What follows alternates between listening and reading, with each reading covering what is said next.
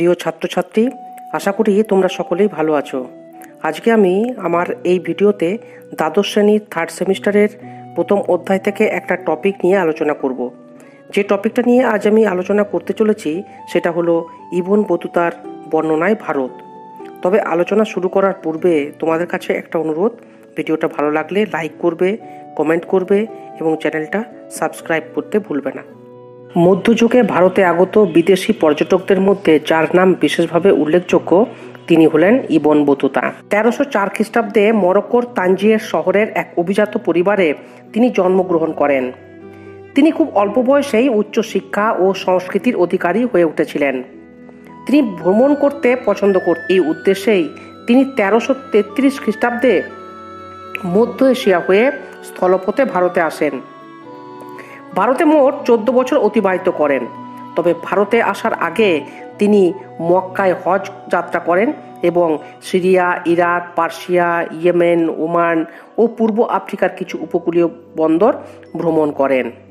Ibn Battuta 1333 খ্রিস্টাব্দে সিন্ধু নদী অতিক্রম করে ভারতের সিন্ধু ও পাঞ্জাব অঞ্চলে প্রবেশ করেন। সিন্ধু পাঞ্জাব হয়ে শেষ পর্যন্ত তিনি দিল্লি পৌঁছান এবং সুলতান মুহাম্মদ বিন তুগলকের সাথে সাক্ষাৎ করেন। এরপর 1333 থেকে 1342 খ্রিস্টাব্দ পর্যন্ত সময়কাল তিনি রাজধানী দিল্লিতেই বসবাস করেন। এই সময় সুলতান মুহাম্মদ বিন তুগলক ইবন বতুতার পাণ্ডিত্যে মুগ্ধ হয়ে তাকে দিল্লির কাজী পদে নিয়োগ করেন। এই পদে তিনি 7 বছর কর্মরত ছিলেন। এরপর সুলতানের সাথে ভুল বুঝাবুঝির কারণে তিনি নিজের পদ থেকে সরে যান। পরে অবশ্য সেই ভুল বুঝাবুঝির অবসান হয় এবং তারপর 1342 খ্রিস্টাব্দে মুহাম্মদ বিন তুগলক তাকে সুলতানের দূত হিসাবে চীন দেশে যাওয়ার নির্দেশ দেন। উল্লেখ্য যে সরকারি পদে থাকার সুবাদেই ইবন বতুতা ভারতের বিভিন্ন স্থান পরিভ্রমণের সুযোগ পান। ফলে সেই সমস্ত জায়গার শাসন পদ্ধতি, সামাজিক অবস্থা, ব্যবসা বাণিজ্য ইত্যাদি সম্পর্কে তিনি সম্যক ধারণা লাভ করেন। ভারত সম্পর্কে তিনি যে ধারণা লাভ করেন তা তিনি কিতাব উল রেহলা নামক গ্রন্থে তুলে ধরেন। ইবন বতুতা তার বিবরণীতে দিল্লির বিখ্যাত লৌহস্তম্ভ ও কুতুব মিনারের পাশাপাশি বিভিন্ন মসজিদের কথাও উল্লেখ করেছেন। ইবন বতুতা খুব কাছ থেকে সুলতান মুহাম্মদ বিন তুগলককে দেখেছিলেন। তার মতে সুলতান ছিলেন একাধারে দয়ার সাগর ও রক্ত পিপাসু। ইবন বতুতার লেখায় মুহাম্মদ বিন তুগলকের রাজসভার বিস্তৃত বিবরণ পাওয়া যায়। তিনি উল্লেখ করেছেন যে সুলতানের একটি বিশাল দরবার কক্ষ ছিল। এই দরবার কক্ষে ঢোকার 4টি প্রবেশ পথ ছিল। এই দরবার কক্ষে সুলতান বসে দরবার চালাতেন। সাধারণত বিকেলে দরবার বসলেও সুলতান মাঝে মধ্যে সকালেও বসতেন। দরবার কক্ষে সুলতান নানা রকম দান করতেন ও বন্দীদের হত্যা ও অঙ্গচ্ছেদ করার আদেশ দিতেন। প্রতি সোমবার ও বৃহস্পতিবার ফৌজদারি আদালত বসিয়ে নিজেই বিচার করতেন। বিচারের ক্ষেত্রে ইসলামী শরিয়ত আইন অনুসরণ করা হতো বলেই তিনি উল্লেখ করেছেন। ইবন বতুতার বর্ণনা থেকে জানা যায় যে ভারতে সে সময় 2 ধরনের ডাক ব্যবস্থা ছিল। এক, ঘোড়ায় চড়া ডাক ব্যবস্থা যা উলুক নামে পরিচিত ছিল, আর 2, পায়ে হাঁটা ডাক ব্যবস্থা যাকে বলা হতো দাওয়া বা ধাবা। ইবন বতুতা বলেছেন ভারতের মালাবারের বন্দরগুলি ছিল সংখ্যায় বেশি।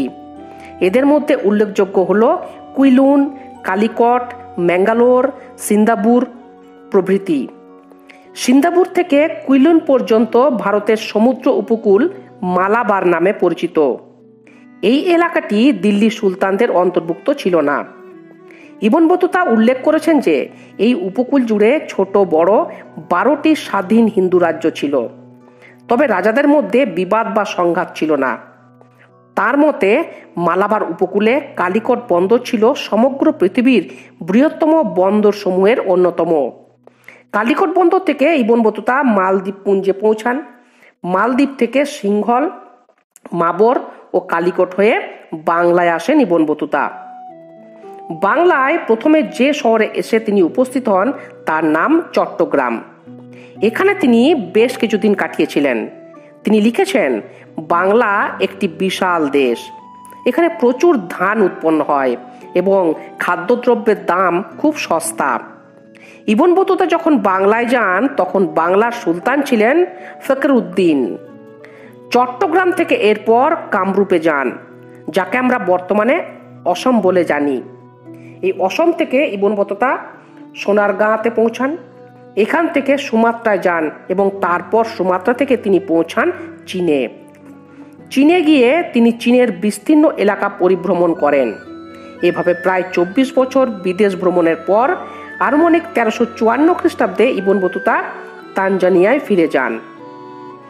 একথা ঠিক যে ইবন বতুতার বর্ণনায় বেশ কিছু ত্রুটি লক্ষণীয়, তবে এই সকল ত্রুটি সত্ত্বেও একথা সত্য যে ইবন বতুতা ভারত সম্পর্কে যে বর্ণনা রেখে গেছেন তার মূল্য অপরিসীম।